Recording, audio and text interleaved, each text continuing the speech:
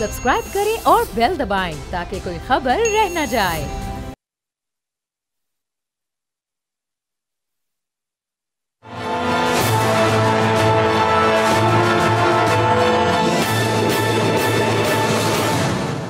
अस्सलाम वालेकुम, मैं हूं बाब जहांगीर। आप देख रहे हैं प्रोग्राम तज्जिया। आज chief election commissioner Sikandar Sultan Raja साहब का बड़ा ही अहम बयान सामने आया, जिसमें उन्होंने अब ये बिल्कुल वाज़ेह कर दिया कि 8 फरवरी 2024 पोलिंग डे होगा, उस दिन इलेक्शन होने जा रहे हो। इलेक्शन कमीशन अपनी तमाम तर तवानाइयाँ इस वक्त एक साफ, शफाफ और गैर जानिबदार इलेक्शन के लिए सर्व कर रहा है और उनकी कोशिश होगी कि किसी सियासी जमात को कोई भी एतराज़ ना हो। लेकिन अभी हमने देखा जब हल्का बंदियाँ मुकम्मल हुई तो उसके बाद न सिर्फ MQM पाकिस्तान बल्कि अब मुस्लिम लीग नून को भी हल्का बंदियों पर एतराज़ात सामने आए। इससे पहले जब हल्का बंदियों का अमल जारी था, पाकिस्तान पीपल्स पार्टी को भी काफ़ी हल्कों पर एतराज़ात थे। तो ये ओवरऑल तमाम सियासी जमातों के एतराज़ात इस वक्त मौजूद हैं, जिस पर अभी तक की जो इत्तलात हैं उस पर तो MQM पाकिस्तान भी अदालत जाने का इरादा रखती है। नून लीग की जानिब से भी ये कहा जा रहा है कि वो अदालत जाएंगे।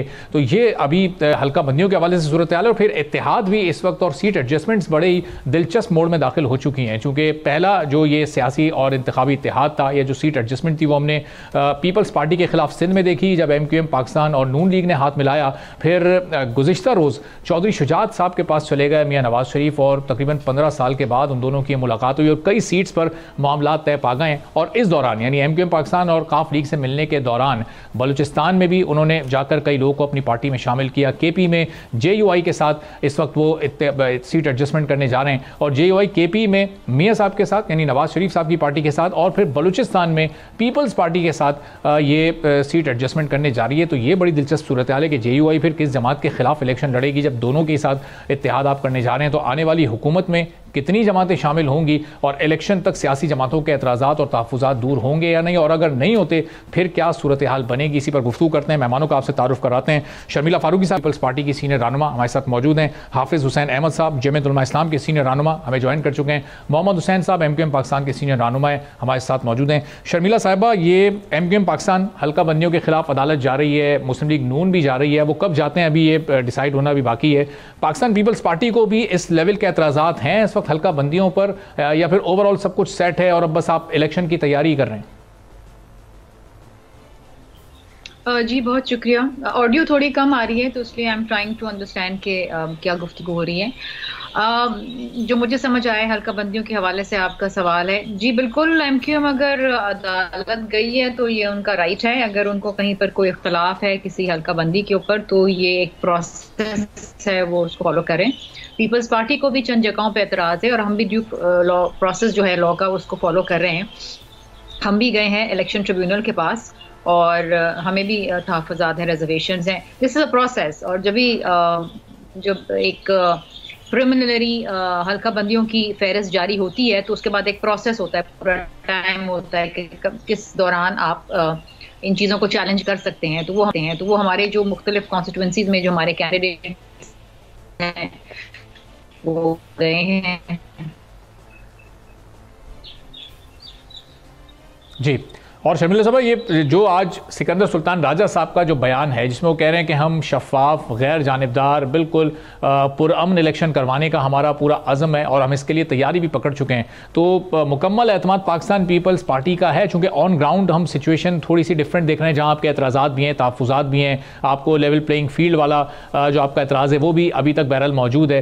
तो इलेक्शन कमीशन का आज़म अपनी जगह पर है, इलेक्शन कमीशन की कारकर्दगी से आप लोग मुकम्मल मुतमईन हैं? देखिए जी, लेवल प्लेइंग फील्ड तो पाकिस्तान पीपल्स पार्टी को किसी भी इलेक्शंस में नहीं मिली है। कभी IGI बना दिया जाता है, कभी पीपल्स पार्टी पेट्रियट्स बना दिया जाता है। 2013 में इतने बम धमाके होते थे, पीपल्स पार्टी को इतनी थ्रेट थी कि हम जल्द से जुलूस ही नहीं कर सके, अपनी बात आवाम तक पहुंचा ही नहीं सके। लेकिन उसके बावजूद हम मैदान नहीं छोड़ते और मैदान के अंदर आते हैं और एक इलेक्टोरल प्रोसेस के अंदर अपना पूरा किरदार अदा करते हैं, चाहे हमारे खिलाफ कितनी साजिशें क्यों ना हो रही हों। इसी तरीके से हमें पूरा अज़म है कि जो इलेक्शन कमीशन ने कहा है कि वो आज़ाद, मुनसिफाना, शफाफ इलेक्शंस करवाना चाहते हैं, हमारी भी ख्वाहिश और हमारी कोशिश और हमारी जुस्तजू भी यही है कि इस मुल्क में आज़ाद, मुनसिफाना और शफाफ इलेक्शंस हों। लेकिन ऑफ कोर्स जो ग्राउंड रियलिटीज़ हैं, जिस तरीके से एक लाडला बना फिर रहा है, तो वो तो मामला कुछ और ही है। इसे हम प्री पोल रिगिंग भी कह सकते हैं, क्योंकि अगर किसी एक जमात को बिलखुसूस फेवरेटिज्म की जा रही है और बाकी जमातों को वो मौका नहीं दिया जा रहा या उस तरीके का बर्ताव उनसे नहीं किया जा रहा, तो फिर ये अगेन प्री पोल रिगिंग की जिम्मे में आता है।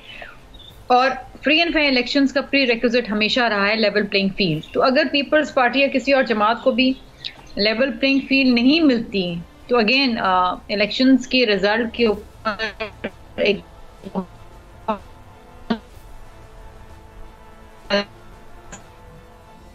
वाले निशान। ठीक है, एक सियासी जमात को आप कह रहे हैं कि इस वक्त मुकम्मल तौर पर फैसिलिटेट किया जा रहा है, दीगर सियासी जमातों को नहीं मौके मिल रहे। तो अब हाफिज हुसैन साहब, आप उसी जमात के साथ आप सीट एडजस्टमेंट करने जा रहे हैं केपी में, आप लोगों की मुलाकातें भी हुई हैं कि जिस जमात पर पाकिस्तान पीपल्स पार्टी इस वक्त इल्ज़ाम लगा रही है कि उन्हें इस वक्त उनके लिए राह हमवार की जा रही है, आप लोग का भी ये ख्याल है इसीलिए आप लोग सीट एडजस्टमेंट करने जा रहे हैं और पहले ये नंबर गेम पूरा करना चाहते हैं इलेक्शन से पहले? बिस्मिल्लाहिर्रहमानिर्रहीम, शुक्रिया। देखिए, जहाँ तक जमीयत उलमा इस्लाम पाकिस्तान के मौक़िफ़ का ताल्लुक़ है, तो हम वाज़े कर चुके हैं कि तमाम जमातों को, चाहे वो लाडले हों या ना हो, या माजी में लाडले ठहराए गए हों, उन तमाम को जो है मौक़े फ़राहम किए जाए। जमीयत उलमा इस्लाम के सरबराह मौलाना फजल रहमान साहब ने इस हद तक भी कह दिया कि अगर मेरा मुखालिफ के हाथ बंधे हुए हों और मैं मैदान में किस तरह उनका मुकाबला करूंगा, उनके हाथ खोल कर मैदान में उन्हें लाया जाए। तो हम समझते हैं कि एक सियासी जो दंगल है, जो इंतखाबात हैं, उसमें तमाम तर सियासी जमातों को उसी अंदाज से अपने मौक़िफ़ को पेश करने के लिए तमाम तर सहूलतें फराहम की जाएँ। हमारा मुस्लिम लीग नून के साथ ही नहीं बल्कि PDM में की तश्कील ही पीपल्स पार्टी ने की, और तश्कील के बाद उन्होंने बत्ती बेखातिर ही खुद मौलाना फजल रहमान साहब को PDM का सरबराह बनाया। और फिर जद्दोजहद जो चली, उस तमाम दौरान जितने भी लॉन्ग मार्चेस हुए और जितने भी हमारे एहतजाजी तहरीकें हुए, उन सब की क़ियादत मौलाना फजल रहमान साहब ने की। अब नवाज शरीफ साहब ने जब ये बात की है कि हम आगे बढ़ेंगे, तो हम कोई इंतखाबी इत्तेहाद नहीं कर सकते, बल्कि हम चाहते हैं कि हर इलाके में जहाँ पर ज़रूरत हो, मकामी सतह पर, ज़िली सतह पर या सूबाई सतह पर, हम उन अपने कारकुनों को और उम्मीदवारों को और सूबाई तंजीमों को, ज़िली तंजीमों को हम इख्तियार देंगे कि वो अपने तौर पर सीट एडजस्टमेंट के हवाले से अपनी बातचीत का आगाज़ कर। तो हाफिज साहब, ये केपी में आपकी स्ट्रेटजी ये है कि नून लीग के साथ सीट एडजस्टमेंट का आगाज़ किया जाए, बातचीत शुरू की जाए, और बलूचिस्तान में आप यही seat adjustment Pakistan Peoples Party के साथ करना चाह रहे हैं, दोनों जमातों को साथ लेकर चलना चाह रहे हैं। मुखालिफ कौन है फिर आपका? देखिए, मुखालिफत की बात नहीं है। हम ये समझते हैं कि हर एक के वोट्स के पॉकेट्स हैं, और अगर मेरे किसी जगह में वोट के पॉकेट्स हैं और किसी जगह पे किसी और जमात के हैं, तो वोटों को ज़ाया किए बगैर एक जमात से अपने पॉकेट्स में हिमायत हासिल की जाए, और जहां पर आपके वोट कम है और उनकी पॉकेट ज़्यादा है, उनकी हिमायत की जाए। जमीयत उलमा इस्लाम बुनियादी तौर पर अपने मंशूर में ये बात पहले ही कह चुकी है कि हम मुतनासिब नुमाइंदगी की बुनियाद पर इंतखाबात के हामी हैं, लेकिन यहाँ पाकिस्तान में तो मुतनासिब नुमाइंदगी नहीं है, बल्कि मुनासिब नुमाइंदगी की बुनियाद पर इंतखाबात होते हैं। इसलिए उन वोटों को मतलब एक जमात के साथ आप विफाक में हिस्सेदार बनना चाहते हैं और एक के साथ आप सूबे में हिस्सेदार बनना चाहते हैं हुकूमत में? नहीं, वो मकामी सतह पर होगा ना, मकामी सतह पर होगा, जरूरी नहीं है कि पूरे सूबे के अंदर हो। ठीक है, ठीक है। तो मोहम्मद हुसैन साहब, ये जो सीट एडजस्टमेंट्स या ये इत्तेहाद बनने की इब्तिदा हुई थी आपके और नून लीग के इत्तेहाद से हुई थी, अब ये पाकिस्तान पीपल्स पार्टी के खिलाफ आपने इत्तेहाद बनाया। आप तो खुद कराची की और सिंध की, एक खासतौर पर कराची की, अपने आप को एक बड़ी जमात क्लेम करते हैं। 2018 से पहले सबसे ज़्यादा नंबर्स भी आपके पास हुआ करते थे, तो ये इत्तेहाद बनाने की आपको क्यों ज़रूरत पेश आ गई है? ये तो सारा फ़ायदा नून लीग को जाएगा। अब आपकी 2-3 सीटें उनके पास चली जाएंगी कराची की, अब आपकी 2-3 सीटें उनके पास चली अब आपकी 2-3 सीटें उनके पास।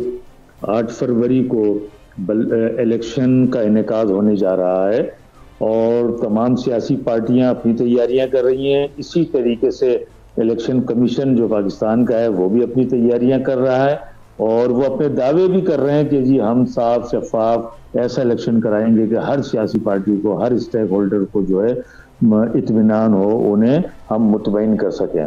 लेकिन कह देना ही काफी नहीं है, बल्कि ऐसे इक़दामात होने चाहिए कि जिससे नजर भी आए हर सियासी पार्टी को। ये जो अभी जो आप अभी इलेक्शन की जो हल्का बंदियों की जो आप बात कर रहे थे, हमारा इस इलेक्शन कमीशन पर बल्दियाती इलेक्शन के वक्त से हमारा शदीद एतराज भी रहा है और शदीद एहतजाज रहा है, जिसकी वजह से हमने बल्दियाती इलेक्शन का बाइकआउट किया। और अभी भी ऐसा ही हुआ है, जब हल्का बंदियां करने के बाद फाइनल लिस्टें जब आवेजा की गई, तो हमारे जो माहिरीन हैं, जो इन सारी हल्का बंदियों को बारीक बीनी से देखते हैं, जैसे सक्खर है, नवाबशाह है, मीरपुर खास, हैदराबाद, कराची खास तौर पर, और उसके अलावा सिंध के वो शहरी इलाके जहां पर हम अपना वोट बैंक रखते हैं, वहां पर यकसर हल्का बंदियां ऐसी तब्दील कर दी गई कि जिसका ज्यादातर फायदा पाकिस्तान पीपल्स पार्टी को पहुंच रहा है। सही। और फिर हमारे पास ऐसी इतलात भी हैं कि पाकिस्तान पीपल्स पार्टी ने बाकायदा पैकेज डील की है, एनए के पैकेज और पीएस का पैकेज, जो उम्मीदवार इन्होंने अपने खामोशी से कंफर्म किए हैं, अच्छा। उनको ये पैकेज डील दी है कि आप जाओ और जाकर इलेक्शन कमीशन से अपनी मर्जी का हल्का बनवा लो। ऐसे सबूत और शवाहिद भी हैं, जिसकी वजह से हमने सख्त एहतजाज किया, प्रेस कॉन्फ्रेंस की, और उसके अंदर भी अवाम को भी और तमाम मीडिया के थ्रू हमने वो सारे सबूत भी पेश किए। हमने इलेक्शन कमीशन को भी जाके बताया। बावजूद इसके हमें ये यकीन था कि इलेक्शन कमीशन हमारे एतराजात को सुनने के बाद कोई अपने फैसले तब्दील नहीं करेगा, जिस तरह इन्होंने बल्दियाती इलेक्शन में किया था। देखें, एक बार मैं बल्दियाती इलेक्शन की आपको बताऊं, पाकिस्तान पीपल्स पार्टी ने गलत हल्का बंदियों को हमारे मौकफ को तस्लीम किया और उन्होंने कहा कि जी 70 या 71 ऐसे हल्के हैं जो बढ़ने चाहिए बल्दियाती यूसीज की तादाद, लेकिन सिंध गवर्नमेंट ने उसकी 53 यूसीज का नोटिफिकेशन भी निकाल दिया और हल्का बंदियों को कलअदम करार देने का जो सेक्शन है लोकल गवर्नमेंट एक्ट का 10(1) उसे बाय नोटिफिकेशन उसको लोकल गवर्नमेंट एक्ट से निकाल भी दिया। ठीक है, उसके तो बावजूद हुसैन साहब ये जो सारे इक़दाम थे जो बकौल आपके कि आपके खिलाफ ये पूरा एक इंतजाम हुआ, तो उसके बाद आप बाइकआउट कर गए थे बल्दियाती इंतखाबात का, तो अब यहाँ भी आप कह रहे हैं कि इलेक्शन कमीशन अभी भी आपकी बात नहीं सुनेगा या नहीं सुन रहा, तो फिर अभी भी आप क्या 8 फरवरी के इंतखाबात का फिर बाइकआउट करेंगे? देखें, उस वक्त मैं उस बात को मुकम्मल कर दूं ताकि आपके नाज़रीन के सामने बिल्कुल खुली पिक्चर की तरह गुफ्तगू चली जाए। हमने इसी वजह से जब ये सारी चीजें सिंध गवर्नमेंट ने भी की, लेकिन इलेक्शन कमीशन को आखिर इतनी क्या मुसीबत थी, इतनी क्या जल्दी थी कि सिंध में बल्दियाती इलेक्शन नहीं की, जो हमने डेट अनाउंस कर दी उसी को, जबकि 2-2.5 साल लेट ही इलेक्शन हो रहे थे। तो इसी तरीके से अभी जो हल्का बंदियां की हैं उसमें भी यही इसी किस्म की सूरत हाल है। हमने हर हल्के की तब्दीली के लिए एतराजात जमा कराएं। देखें, हल्का बंदियां करने के कुछ रूल्स प्रोसीजर होते हैं जो इलेक्शन एक्ट में दर्ज हैं। उसके मुताबिक जब हल्का बंदियां नहीं की गई तो फिर हमारी ये जिम्मेदारी बनती थी कि हम उस पर एतराजात जमा कराएं। इन्होंने हमारा एक एतराज भी पॉजिटिवली नहीं लिया, जो इन्होंने फैसला करना था वो कर दिया। अब आइए दूसरी बात की, जो आप बाइकआउट की बात कर रहे हैं, देखें ये तो अभी ये प्रोसेस आगे चलेगा। हम अभी अदालत में जा रहे हैं, इस अपने मुद्दे को लेकर, अपने इस इंस्टांस को लेकर अदालतों का दरवाजा भी खटखटाएंगे। हो सकता है कि हमें जो रिलीफ हमें इलेक्शन कमीशन से नहीं मिला वो हो सकता है आला अदालतों से मिल जाए। अच्छा। उसके बाद फिर तो हुसैन साहब, अब मैं ज़ाहिर शर्मिला फारूकी साहबा से इस पर उनका रिएक्शन जानना चाहता हूं, लेकिन आप पहले ये बता दें कि ये इसमें आप पीपल्स पार्टी को क्यों कनेक्ट कर रहे हैं? अगर इलेक्शन कमीशन आपकी बात नहीं सुन रहा या वो आपके एतराज़ को रद्द कर रहा है और वो उसके मेरिट के मुताबिक अगर नहीं है, तो इसमें पीपल्स पार्टी का क्या रोल प्ले, कहाँ से आ गया है? देखिए, पाकिस्तान पीपल्स पार्टी का रोल इस तरीके से इसमें आ रहा है कि बाकायदा हमारे पास नामों के साथ सबूत हैं। अच्छा। कि किन लोगों को पाकिस्तान पीपल्स पार्टी ने डिप्यूट किया ये पैकेज डील करने के लिए। इलेक्शन कमीशन से कौन से ऐसे साहिबान हैं जिनके साथ ये पैकेज डील हुई, जो हम अपने प्रेस कॉन्फ्रेंसों में भी लाए, और इसके साथ साथ जो हल्का बंदियां जिस तरह की गई उसका सारा बेनिफिट पहुंचा ही पीपल्स पार्टी को, किसी और को नहीं पहुंचा है। तो अगर मिसाल के तौर पे JUI फजलुर रहमान की पार्टी को पहुंचता, हम फिर पीपल्स पार्टी पर इल्जाम नहीं लगाते। नून लीग को पहुंचता, हम इन पे इल्जाम नहीं लगाते। GDA को पहुंचता, हम इन पे इल्जाम नहीं लगाते। लेकिन जहां जहां जो हल्का बंदियां कायदे और ज़ाब्तों को बालाताक रखकर की गई हैं, उसका सारा बेनिफिट पाकिस्तान पीपल्स पार्टी को पहुंचा। और हमें यह भी पता है कि वो पैकेज कितने कितने में डील हुआ। अच्छा। जिसकी वजह से हमने ये मुतालबा भी किया है कि इलेक्शन कमीशन को अगर आप चाहें तो बता दें कितने में डील हुआ एक जुमले में, ताकि फिर मैं शर्मिला साहिबा की तरफ जाऊं, फिर वो जवाब दें कि ये जो डील हुई है ज़ाहिर करोड़ों या अरबों में तो हुई होगी। जी बिल्कुल, जैसा हल्का है, जैसा उसको तब्दील करने की गुंजाइश पैदा की गई होगी, वैसे डील हुई होगी। ठीक है, चलें जी। शर्मिला साहिबा, ये लेवल प्लेइंग फील्ड ना होने का एतराज़ तो आप लोग पूरे मुल्क में आप हमें बता रहे हैं कि लेवल प्लेइंग फील्ड नहीं मिल रही, उधर एक लाडला होने की बुनियाद पर एक पार्टी को फैसिलिटेट किया जा रहा है। यहाँ तो बड़ी लंबी चौड़ी चार्जशीट, और हुसैन साहब कह रहे हैं कि सबूतों के साथ, उनको नाम पता है, उनको पैसे पता है, वो लोग पता है किन को फ़ायदा पहुँचाने के लिए हल्का बंदियों का ये पूरा हेर फेर किया गया है, और सबका ताल्लुक पीपल्स पार्टी से।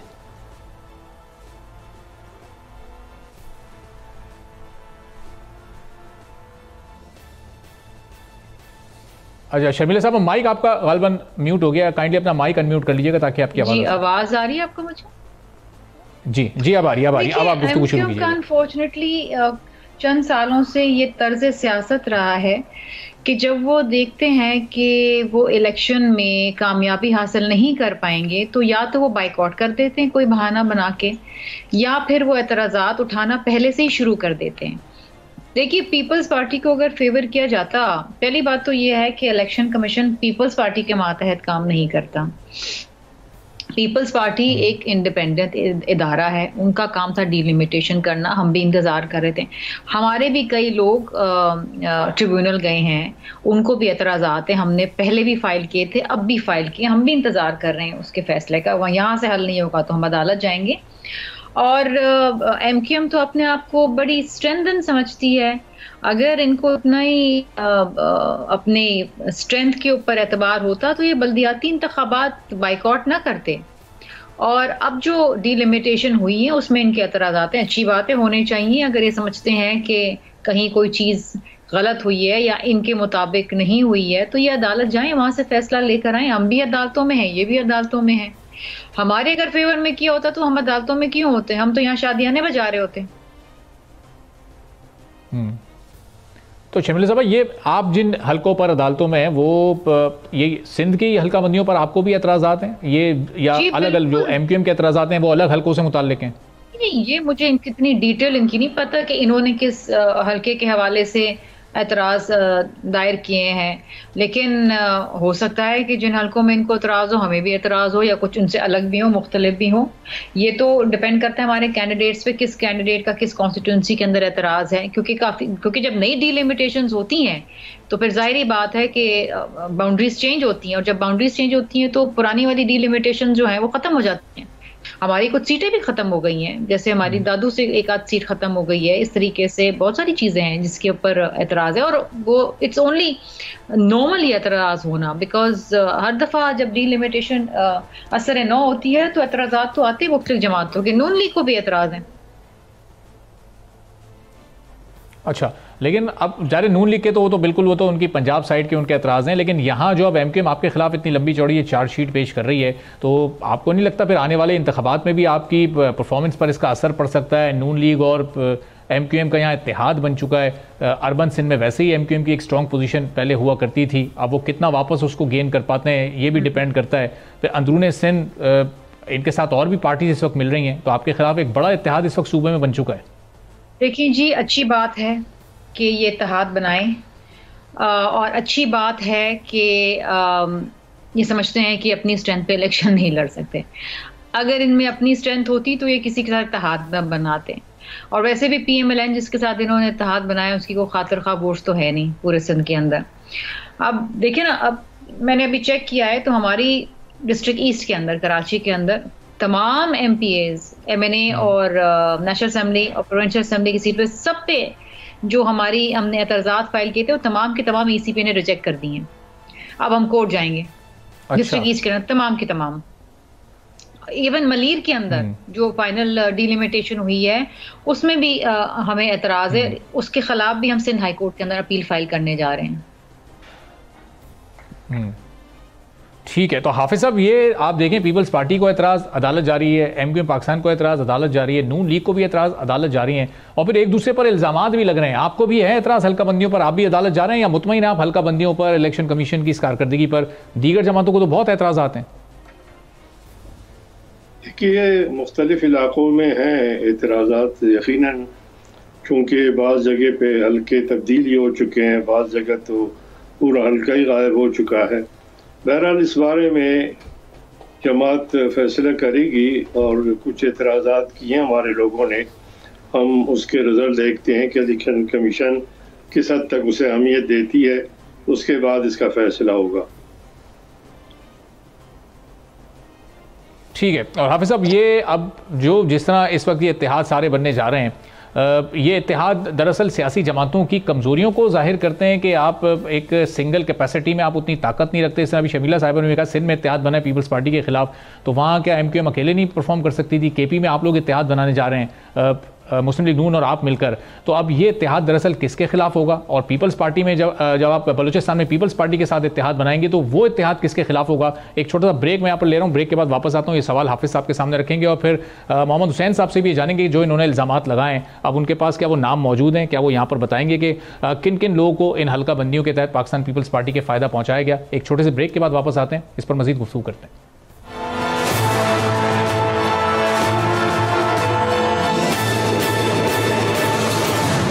एक बार फिर आपको प्रोग्राम में खुशामदीद कहेंगे, और 8 फरवरी को इंतखाबात होने हैं। अब बज़ाहिर तो ऐसा नज़र नहीं आ रहा कि कोई एक जमात इतने बड़े लेवल पर सीटें हासिल कर सके कि बग़ैर किसी इत्तेहाद के वो अपनी हुकूमत बना सके। और इस वक्त हम जो देख रहे हैं, मुस्लिम लीग नून तमाम ही जमातों के साथ इस वक्त इत्तेहाद कर रही है मुख्तलिफ सूबों में। अब ऐसा लग रहा है कि पाकिस्तान पीपल्स पार्टी को इस वक्त तनहा किया जा रहा है, चूँकि ना वो किसी के साथ इत्तेहाद कर रहे हैं, और अभी तक किसी और जमात ने उनके साथ कोई सीट एडजस्टमेंट के हवाले से भी कोई ऐसा फाइनल कोई डायलॉग हुआ नहीं है। तो अब ये किस तरफ ये सूरत हाल जा रही है, और इंतखाबात के बाद एक मखलूत हुकूमत का क़याम अमल में आएगा तो कितनी सियासी जमातें उसमें शामिल होंगी? हाफिज़ साहब, आपकी जमात का मौक़िफ़ सामने आ रहा है, गफूर हैदरी साहब ने कल गुफ्तगू की एक मौके पर, तो वो कह रहे हैं कि बस 2 या 3 जमातें होनी चाहिए हुकूमत में, ताकि फिर फैसला साजी में भी आसानी हो। अगर इससे ज़्यादा जमातें होती हैं तो फिर वो फैसलों का बार तमाम लोग मिलकर नहीं उठाते, जिस तरह PDM में हुआ, हुकूमत ख़त्म हुई और अगले ही दिन से इल्ज़ामात का सिलसिला शुरू हो गया कि नून लीग बड़ी स्टेक होल्डर थी, तो वो उन पर महंगाई की जिम्मेदारी आती है। तो आप क्या समझते हैं, 2-3 जमातों को मिलकर ही हुकूमत बनानी चाहिए, या फिर ये 6-7 जमातें भी मिलकर बनाएंगी तो वो सिलसिला कामयाबी से चल सकता है आगे? देखिए, पहले तो मैं आपकी तस्दीक कर दूं कि आप मुसलसल फरमा रहे हैं कि इंतखाबी इत्तेहाद जैसे IJI बनी थी या इस हवाले से MMM बनी थी, वो इंतखाबी इत्तेहाद है जिसके तहत एक ही निशान पर और एक ही झंडे तले एक ही कैंडिडेट पूरे मुल्क में इलेक्शन लड़ेंगे। बाकी अभी तक कोई इंतखाबी इत्तेहाद मेरे ख्याल पे मंजर पे नहीं आया है सॉरी। और उसमें जो सीट एडजस्टमेंट है वो यकीनन इंतखाबी इत्तेहाद नहीं है, वो मुख्तलिफ इलाकों में भी होते हैं, मकामी सतह पर भी होते हैं, और उसका ये मतलब नहीं है कि किसी जमात को अपनी कमज़ोरी का है। बुनियादी मसला ये होता है कि आपके पॉकेट में जहाँ पर ज़्यादा वोट हैं और जहाँ पर आपके कम वोट हैं, और जिन दूसरी पार्टियों के यहाँ पर वोट हैं, वो उन वोटों के तबादले के हवाले से अपने मफादात को देख कर ही फैसला करते हैं कि यहाँ पर इसका कैंडिडेट को हम आगे बढ़ाएंगे और दूसरी जानिब दूसरे कैंडिडेट को बढ़ाएंगे। इसलिए ये बिल्कुल अलग मुख्तलिफ चीज़ें हैं, और ये मुख्तलिफ इलाकों में इस पे बातचीत होती है और उसके मुताबिक ही फैसला होता है। लेकिन जमीयत उलमा इस्लाम चाहती है इस हवाले से भी PDM में शामिल जो एक तहरीक चली थी और सब साथ थे, शाना बशाना हमारी कोशिश होगी कि इस हवाले से भी अगर हमारे किसी से भी सीट एडजस्टमेंट की बात हो तो उसमें हम सबसे पहले PDM की जमातों को ही तरजीह देंगे। जहाँ तक ये ताल्लुक है कि किस जमात की कितनी जमातों की हुकूमत होगी, जाहिर है ये तो इलेक्शन के बाद होगा। इलेक्शन के रिजल्ट और नताइज के बाद ही पता चलेगा कि किस जमात को कितनी अक्सरियत हासिल है। अगर एक ही जमात जो है वो अक्सरियत हासिल करती है, मेजॉरिटी उसके पास आ जाती है और उसके बाद वो हुकूमत बना सकती है, और अगर उसमें कमी हो तो एक और साथी मिला सकते हैं अपनी जमात के साथ, एक और पार्टी को। इसी तरीके से ये वक्त बताएगा। इससे पहले ये कहना, हाँ अलबत्ता वोटरों को तो कह सकते हैं कि वो सोच समझ कर इस तरह करें ताकि मजबूत और मुस्तहकम हुकूमत कायम हो सके।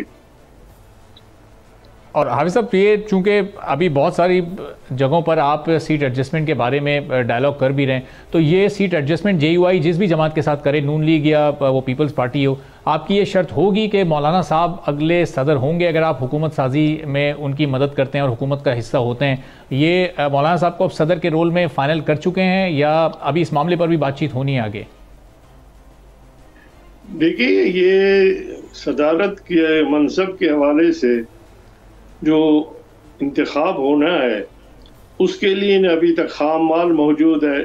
चारों सूबाई असम्बलियाँ नहीं है, सिर्फ सेनेट है। सेनेट भी शायद इसके बाद आधा सेनेट दोबारा मुंतखब होगा। तो मैं समझता हूँ कि ये तो क़ब्ल वक्त है, और मैं समझता हूँ कि हर एक का हक है।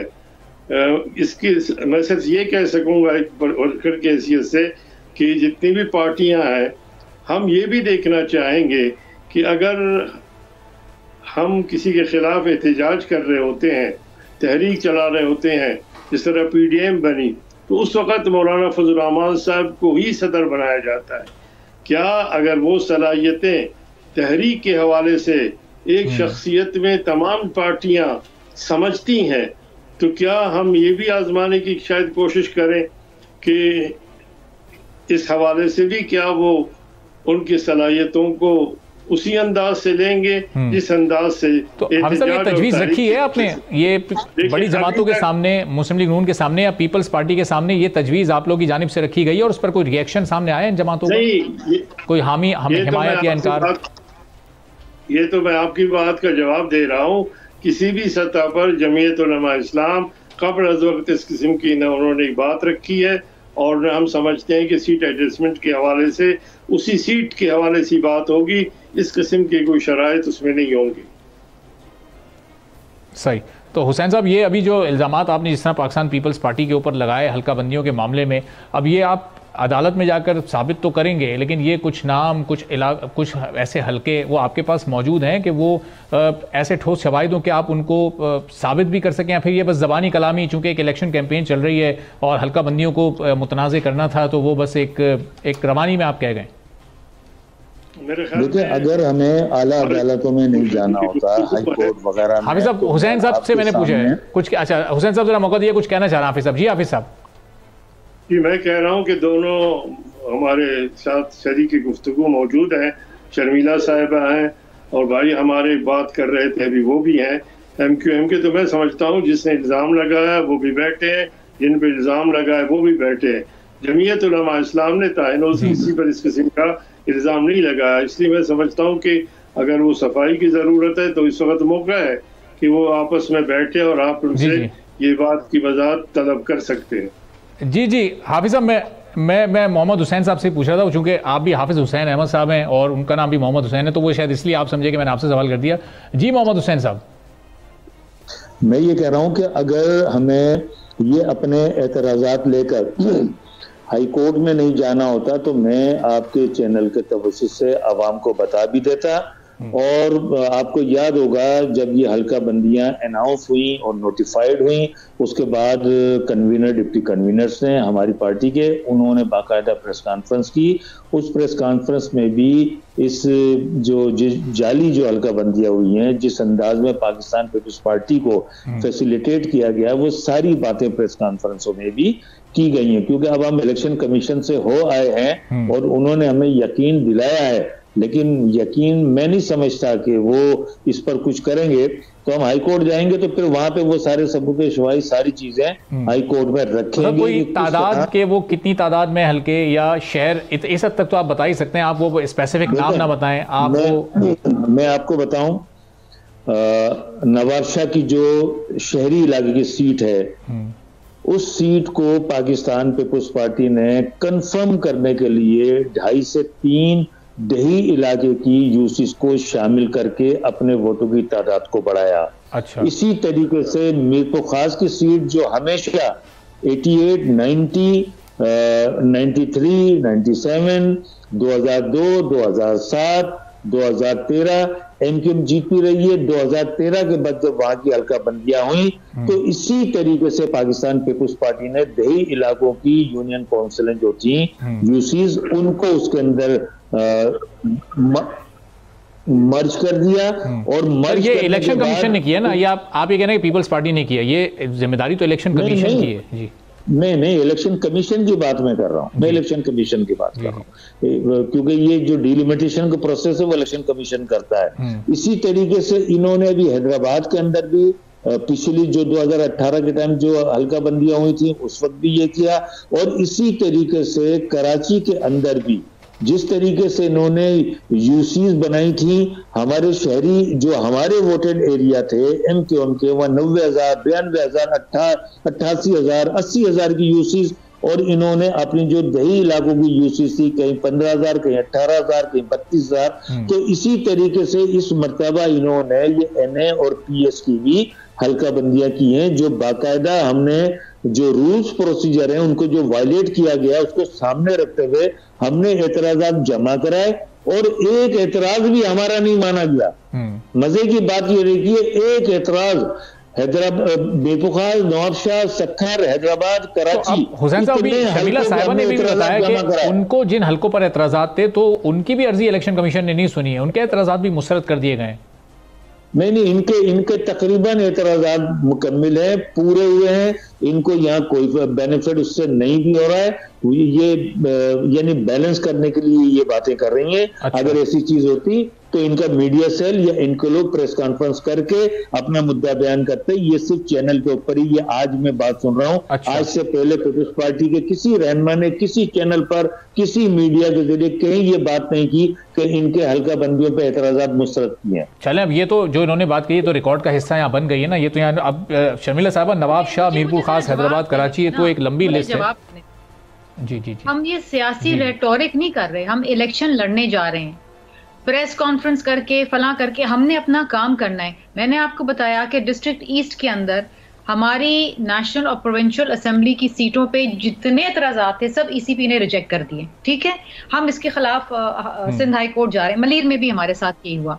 अब ये बात करते हैं जी हम प्रेस कॉन्फ्रेंस करें। भाई प्रेस कॉन्फ्रेंस करके तो आपने पॉलिटिकल माइलेज लेनी है ना, आपने ईसीपी को अंदर प्रेशर करना है, हमने नहीं करना है।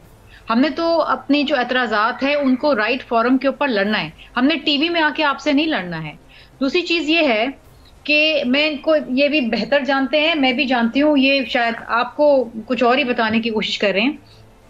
जितनी भी प्रपोज डिलिमिटेशंस की गई हैं डिफरेंट कमेटीज में, उन सब कमेटी के अंदर एटलीस्ट एक मेंबर जो है वो दूसरे प्रोविंस का होता है।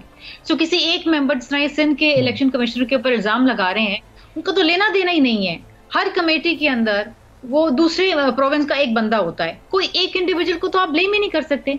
दूसरी चीज ये है कि जितनी भी अपील जो है डिलिमिटेशंस के खिलाफ वो लगी हैं 2 बेंचेस, ईसीपी के 2 बेंचेस है उनके आगे। ठीक है, वहां पर सीईसी होती है प्लस एक और मेंबर होता है, 3 मेंबर्स होते हैं ईसीपी। कोई एक सिंगल मेंबर बैठ के डिसाइड नहीं करता है। ये तो पूरे इलेक्शन कमीशन को अंदर प्रेशर डालने की कोशिश कर रहे हैं। दूसरी बात ये है कि जो सिंध का जो कमिश्नर है एजाज चौहान साहब, उनकी proposed delimitation of final delimitation के साथ तो कोई लेना देना ही नहीं है, जिसके ऊपर ये इतने एतराजात कर रहे हैं। दूसरी बात ये है, सिंध वो वाहिद सूबा है जिसमें पीपल्स पार्टी की गवर्नमेंट खत्म होने के बाद टप्पेदार से लेके आईजी, चीफ सेक्रेटरी, हर एक बंदे, इवन मुहर्रर को बदल दिया गया है, एक बंदा तब्दील कर दिया गया है। कोई सूबा ऐसा नहीं जिसमें सारे के सारे नीचे से लेके ऊपर तक तब्दील कर दिए। हमारे तो कोई ऑफिसर ही नहीं है ना। अगर आप ये कहेंगे जी पीपल्स पार्टी के दौर के ऑफिसर लगे हुए, उनके मनपसंद अफसरान लगे हुए, एक बंदा नहीं है। आज में जब लोग फोन करते हैं ना कि जी फला अस्पताल में काम है, फला चीज है, फला जगह है, फला लेबर डिपार्टमेंट में काम है, तो हमें पता ही नहीं होता हमें बात किससे करनी है, क्योंकि सारे बंदे चेंज हो गए, नए अच्छा बाहर से लेकर आए, इधर बिठा दिया है। ठीक है, अच्छी बात है, ये एक न्यूट्रल सेटअप होना चाहिए। हम इस पे एतराज नहीं करते, हम कहते हैं ठीक है हम इलेक्शन में जा रहे हैं, हमें एक गैर जानिबदार एक एनवायरनमेंट बनाना है जिसमें सब पार्टीज हो, लेकिन ये हमेशा से ये एक रेटोरिक होती है, सियासत करते हैं, इसको सियासी पॉइंट स्कोरिंग करते हैं, ये गलत बात है।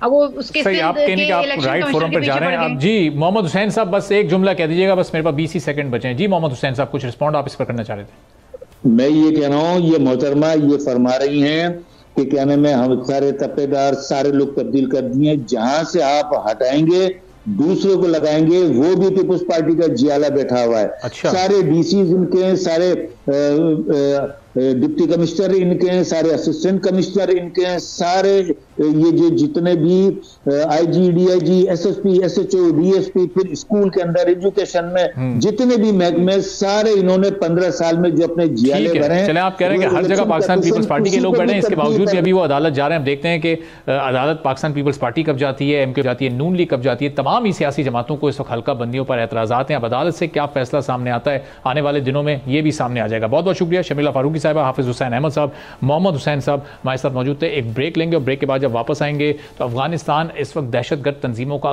गढ़ बन चुका है, क्या सूरत हाल है खित्ते के लिए और दुनिया के लिए, ये कितनी खतरनाक बात है, इस पर बात करेंगे एक छोटे से ब्रेक के बाद।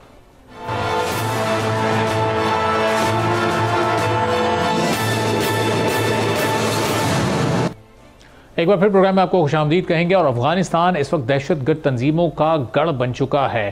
तकरीबन तो 23 के करीब ऐसी तंजीमें हैं जो कि पूरी दुनिया में दहशतगर्दी कर रही हैं और अब तक ये दुनिया के कमोबेश 53 ममालिक को मुतासर कर चुकी हैं, जिसमें बड़ी बड़ी ताकतें अमरीका, चीन भी शामिल है। और पाकिस्तान वो मुल्क है जो कि अफगानिस्तान में मौजूद इन दहशतगर्द तंजीमों से सबसे ज़्यादा मुतासर हुआ है। अब ये इस खित्ते के अमन के लिए, पूरी दुनिया के अमन के लिए कितना ख़तरनाक है और किस तरह से इसको थोड़ा सा कंटेन किया जा सकता है, थोड़ा महदूद किया जा सकता है। अगर इन दहशतगर्द तंजीमों को जड़ से ख़त्म करना है, सिरे से ख़त्म करना है, तो वो किस तरह से मुमकिन है, ये तमाम सवालात हम रखेंगे। ब्रिगेडियर अलाउद्दीन साहब के सामने हमारे साथ प्रोग्राम में मौजूद हैं। बहुत शुक्रिया प्रोग्राम के लिए आपने वक्त निकाला। जो फैक्ट्स एंड फिगर्स अभी सामने आए हैं, जितनी बड़ी तादाद में इस वक्त दहशतगर्द तंजीमें अफगानिस्तान में मौजूद हैं, ये कितना ख़तरनाक आप समझते हैं हमारे अपने खित्ते के अमन के लिए भी, और फिर जो जहाँ दीगर जो ममालिक हैं जिनसे अफगानिस्तान के कहीं ना कहीं किसी न किसी बुनियाद पर कोई इशू चल रहा होता है, उन ममालिक के लिए? जी बहुत शुक्रिया, इतने इंपॉर्टेंट इशू पे आपने बात करने का मौका दिया। यकीनन ये इंतहाई तशवीशनाक रिपोर्ट है जो कि मीडिया की वसातत से मैंने भी देखी और सबको पता चला, और ये कोई छोटी डेवलपमेंट नहीं है। दुनिया में शायद इसकी कोई मिसाल मिलती हो कि किसी मुल्क की सरजमीन पर इतनी बड़ी तादाद में दहशतगर्द तंजीमें मौजूद हैं। ना सिर्फ मौजूद हैं, उनके ट्रेनिंग कैंप्स हैं, आज़ादी से वो अपना काम कर रही हैं और दुनिया के ऑलमोस्ट 53 कंट्रीज़ में फैक्ट्स एंड फिगर बता रहे हैं कि जी उनकी दहशतगर्दाना कार्रवाइयाँ जारी हैं, जिनमें अमेरिका और चीन जैसे ममालिक भी शामिल हैं। और हमसाया है तो इन 23 दहशतगर्द तंजीमों में से तकरीबन 17 जो हैं वो Pakistan specific in the sense के उनका मेन टारगेट पाकिस्तान है। और यही वो वजह है कि जिसकी वजह अगर आप देखें तो पाकिस्तान में गुज़श्ता 1 साल के दौरान दहशतगर्दी की कार्रवाइयों में बहुत सारे लोग अपनी जान से हाथ धो बैठे हैं। और ये अगर दुनिया ने इस तरफ तवज्जो ना दी तो ये एक बहुत बड़ा एक मजीद किसी खुदा खास्ता दुनिया सामने का शिकार हो सकती है। इसकी बिल्कुल किसी सूरत इजाज़त नहीं दी जा सकती। और पाकिस्तान तो बहुत अरसे से दुनिया को बावर कराने की कोशिश कर रहा है कि हमें अफगानिस्तान की तरफ तवज्जो देने की ज़रूरत है। तवज्जो देने का मतलब सिर्फ ये नहीं है कि खुदा न खास्ता किसी वाक़या के रूनमा होने का इंतज़ार करे, जैसे 9/11 को हुआ तो फिर वहाँ पर जाके आप एक भरपूर फौजी कार्रवाई करें। उसके भी नुकसान होते हैं कि उससे आम लोगों का बहुत नुकसान होता है, मुल्क का बहुत नुकसान होता है। तो पाकिस्तान का कहने का मकसद यह है कि दुनिया अफगानिस्तान को एंगेज करे, वहाँ की इंटरिम गवर्नमेंट को रिस्पॉन्सिबल बनाए। अभी जब उस इंटरिम गवर्नमेंट के दुनिया में किसी मुल्क के साथ सफारती ताल्लुकात नहीं है तो अपने आप को अकाउंटेबल नहीं समझते, उनको आइसोलेशन में छोड़ दिया गया। जब अकाउंटेबल नहीं समझते तो इंटरनेशनल रूल्स एंड रेगुलेशन के अपने आप को ताबे वो नहीं समझते, किसी फोरम पे वो आते नहीं है, एंगेज नहीं होते, क्योंकि दुनिया उनको मानती नहीं है। जब तक उनको आप एंगेज नहीं करेंगे, उनको ये रियलाइज नहीं करवाएंगे कि दोहा एग्रीमेंट के तहत जिसके बाद अफगानिस्तान में तालिबान की दोबारा गवर्नमेंट बनी, अमेरिका ने विड्रॉ किया, उसकी टर्म्स एंड कंडीशन भी उन्होंने एग्री किया हुआ है और उनको उन टर्म्स एंड कंडीशन के मुताबिक अपना रोल, अपनी जिम्मेदारी पूरी करनी चाहिए। ये एक इंतहाई तशवीशनाक सूरत हाल है जिसको किसी सूरत भी नजरअंदाज नहीं किया जा सकता। साहब, अब ये एहसास उनकी इंटरिम गवर्नमेंट को ये कैसे दिलाएं? ये सिर्फ पाकिस्तान की अगर हम बात कर लें तो ये 317 हमले हुए, 389 के करीब लोग इसमें शहीद हो गए, इतनी बड़ी तादाद में जानों का नुकसान हुआ, फिर ये सिलसिला तो अभी भी चल रहा है। अब इसको रोकना है तो उनकी गवर्नमेंट को संजीदगी के साथ कोई इकदाम करने पड़ेंगे, लेकिन वो टेबल पर आकर बैठकर बात करने को तो तैयार ही नहीं है। जी, पाकिस्तान के सिर्फ कहने पे ऐसे नहीं होगा कि पाकिस्तान को तो अभी एक किस्म का वो एडवर्सरी समझना शुरू हो गया, स्पेशली जब से हमने यहाँ से गैर कानूनी तौर पर मुकीम गैर मुल्कियों को निकालने का फैसला किया, जो कि हमारा राइट और बिल्कुल एक डिसीजन रूल्स के मुताबिक था। तो उसके बाद, और हम तो वैसे भी उनको कब से कहते चले आ रहे हैं कि हमारे मुल्क में जो दहशतगर्दी की कार्रवाइयाँ हो रही हैं उनमें बाहर रास्त आपके अपने लोग भी इनडायरेक्टली कम से कम मुलव्वस इस तरह है कि वो टीटीपी के साथ उनके लिंक्स हैं, दूसरी तंजीमों के साथ लिंक्स हैं। इंटरनेशनल कम्युनिटी को एंगेज करना पड़ेगा, और एंगेज करने के लिए सबसे पहले किसी फोरम के ऊपर उनको इनवाइट करना पड़ेगा बाज़ाब्ता तौर पर। अभी तक मेरा नहीं ख्याल कि अफगानिस्तान की इंटरिम गवर्नमेंट को यूएन या दूसरी जो ऑर्गेनाइजेशन है या दुनिया की बड़ी बड़ी जो ताकतें हैं जो कि खुद इन दहशतगर्दाना कार्रवाइयों का किसी न किसी हवाले से शिकार हो रही हैं, उन्होंने इंटरिम गवर्नमेंट को एंगेज किया हो। वो एंगेज करेंगे, वो इनको दावत देंगे, वो इनको टेबल बुलाएंगे, अकाउंटेबल ठहराएंगे, तो तभी वो बात करेंगे, तभी उनको प्रेशर फील होगा। सिर्फ पाकिस्तान के कहने से ऐसा नहीं हो सकता। पाकिस्तान तो दहशतगर्दी से मुतासर दुनिया में सबसे मुतासर ममालिक में पाकिस्तान शामिल है। सबसे ज़्यादा हमले हमारे यहाँ होते हैं, सबसे ज़्यादा हमारे लोगों की जानो माल का नुकसान हुआ है, हो भी रहा है। अभी भी पाकिस्तान तो अपनी जंग लड़ रहा है। इंटरनेशनल कम्युनिटी को पाकिस्तान तो ब्रिगेडियर साहब, ये तो एक लॉन्ग टर्म सोल्यूशन होगा कि दुनिया की बड़ी ताकतों को इन्वॉल्व किया जाए और उनके थ्रू फिर ये प्रेशर डाला जाए। लेकिन अभी शॉर्ट टर्म पाकिस्तान क्या कर सकता है? जो जिस तरह ग्रैंड जिरगे होते हैं, कल भी हमने एक खबर सामने आई, बलूचिस्तान में एक जिरगा हुआ, और जहाँ जहाँ जिरगा सिस्टम चल रहा है, तो ये इस सिस्टम से कोई मदद ली जा सकती है इस तरह की कार्रवाइयों को रोकने के लिए?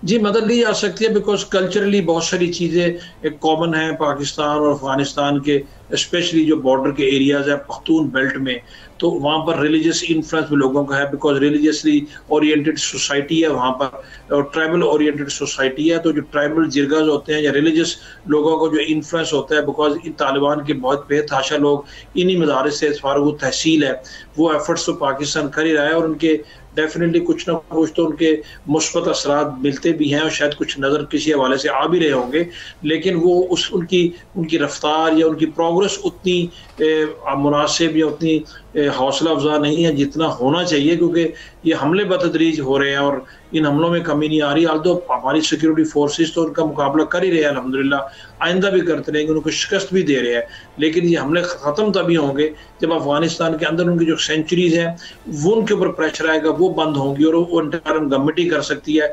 वो गवर्नमेंट एट टाइम्स कहती है कि उनकी इतनी रिट नहीं है अफगानिस्तान में, तो उसमें भी उनको सपोर्ट या मदद करनी चाहिए, वो भी सिर्फ पाकिस्तान नहीं कर सकता। बहरहाल जो हमारे यहाँ साहब, ये आपको रेट का ही मसला लगता है या फिर इंटेंशन नहीं है, या फिर ऐसा हो सकता है कि खुद हुकूमत की सरपरस्ती में से कुछ ग्रुप्स को हासिल हो और कुछ मफादात के लिए वो इनका अपना इस्तेमाल करते हो? रेट का इशू है बेसिकली, या फिर ये इंटेंशन का इशू है? जी, दोनों इश्यूज है। रेट का इशू भी है, इंटेंशन का इशू है कि उनमें से बहुत सारे लोगों के ग्रुप्स के लोग इनकी गवर्नमेंट में शामिल है, और आप गवर्नमेंट देखें बहुत लूज अरेंजमेंट है। इंटरिम गवर्नमेंट इतनी लंबे अरसे के लिए नहीं चल सकती। इंटरिम गवर्नमेंट का पैटर्न होता है स्टॉप गैप अरेंजमेंट होता है। अभी देखें, उनको अमेरिका को अफगानिस्तान से गए हुए अभी 2 साल से ज्यादा अरसा गुजर गया है, अभी तक future shape of the government किसी को क्लियर नहीं है। जब तक वो क्लैरिटी नहीं आएगी तो गवर्नमेंट मजबूत नहीं होगी। गवर्नमेंट का जो सरबराह है वो तो काबिल में है ही नहीं है, वो तो किसी से मिलता ही नहीं है। तो इसलिए रेट का भी मामला है और उनकी इंटेंशंस का भी मामला है। कुछ उनके इंटरनल इश्यूज भी हैं, कुछ उनके अंदर एलिमेंट्स इनको ब्लैकमेल करते हैं। जो तमाम इश्यूज हैं जिसकी वजह से आपको नजर आ रहा है कि अफगानिस्तान की जो गवर्नमेंट है वो इन ग्रुपों को कंट्रोल कर नहीं पा रही, कुछ हवालों से करना चाहती भी नहीं है। कुछ उनके इश्यूज भी हैं, लेकिन वो भी बात कि पाकिस्तान अपनी एफर्ट्स भरपूर कर रहा है, सफारती सतह पर भी, समाजी सतह पर भी और रिलीजियस लेवल के ऊपर भी हम करने की कोशिश कर रहे हैं, और हम करते रहेंगे, क्योंकि सबसे ज़्यादा अफेक्टेड हम है। अफगानिस्तान बरादर इस्लामी मुल्क है, उनके लोगों से हमें मोहब्बत है, 4 दहाइयों से हमने उनको वो लुक आफ्टर किया है। अभी भी तकरीबन 2 मिलियन के करीब अफगान रेफ्यूजीज पाकिस्तान में रह रहे हैं, हम उनको अबैंडन नहीं करना चाहते, लेकिन इन इश्यूज को डेफिनेटली हमारे भी कंसर्न है, दुनिया की भी कंसर्न होने चाहिए, तभी जाके ये लॉन्ग टर्म लेवल के ऊपर जाके इश्यूज हल हो गए। नहीं तो खुदा न खास्ता फिर कोई बड़ा सानिया होगा, फिर दुनिया चढ़ दौड़ेगी और वो भी मसले का हल नहीं है। यही हम आंख मचोली का और खेल पिछले 40 साल से अफगानिस्तान में ब्रिगेडियर साहब, ये लॉन्ग टर्म अगर इस मामले को एक ही बार इसको हल करना है तो फिर उसके लिए क्या अफगानिस्तान की एक मुस्तहकम हुकूमत भी ज़रूरी है, एक मुंतखब हुकूमत भी ज़रूरी है? अगर ये इसी तरह ये इंटरिम गवर्नमेंट का ये सिलसिला चलता रहा, अगले 6 माह या 1 साल ये जारी रहा, तो फिर तो हालात और सिक्योरिटी के मामला मज़ीद संगीन हो सकते हैं। जी, बहुत एक मजबूत सेंट्रल गवर्नमेंट बहुत ज़रूरी है। अफगान एक एथनिक सोसाइटी है, ट्राइबल सोसाइटी है, वहाँ पर रीजनल लेवल के ऊपर बहुत सारी ज़बानें बोलने वाले लोग हैं, उन सब वॉर लॉर्ड्स हैं। 40 साल से मुल्क अफगानिस्तान एक जंग की सी सूरत हाल में है, लोगों के अपने अपने इंटरेस्ट है, उन सबको इकट्ठा करना होगा। और ये पश्तून डोमिनेटेड गवर्नमेंट इस तरीके से चल नहीं सकती, because Pashtun is not entire Afghanistan.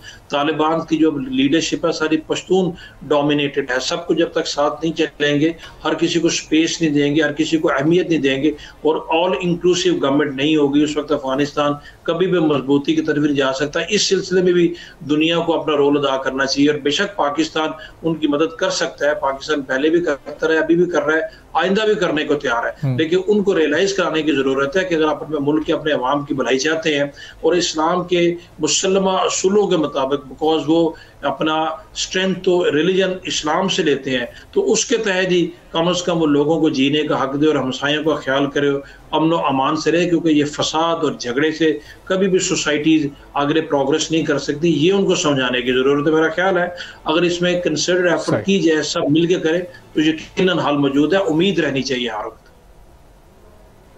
ठीक है, बहुत बहुत शुक्रिया। ब्रिगेडियर अलाउद्दीन साहब थे और अफगानिस्तान की सूरत हाल पर जो दहशतगर्द तंजीमों का इस वक्त गढ़ बन चुका है, इस पर गुफ्तगू कर रहे थे। नाज़रीन, आज के प्रोग्राम से फिलहाल इतना ही, इजाज़त दीजिए, अल्लाह हाफ़िज़।